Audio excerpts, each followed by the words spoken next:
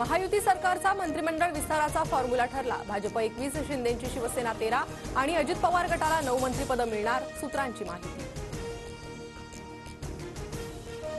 एकनाथ शिंदेंकडे नगरविकास आणि महसूल खातं तर अजितदादांकडे गृहनिर्माण सार्वजनिक बांधकाम विभागाचं खातं असणार, सूत्रांची माहिती।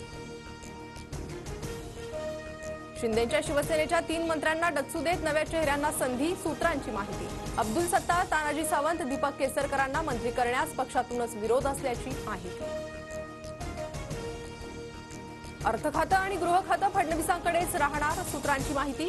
तर बावनकुळे, पंकजा मुंडे, चंद्रकांत पाटील, मुनगंटीवारांची मंत्रिपदी वर्णी लागण्याची शक्यता। मंत्रिमंडळ विस्ताराआधी नेत्यांच्या भेटीगाठी, दिलीप वळसे पाटील आणि हसन मुश्रीफ अजित पवारांच्या भेटीला। महायुती सरकारचा मंत्रिमंडळ विस्ताराचा मुहूर्त ठरला। 14 तारखेला मंत्रिमंडळ विस्तार होणार असल्याची अजित पवारांची माहिती।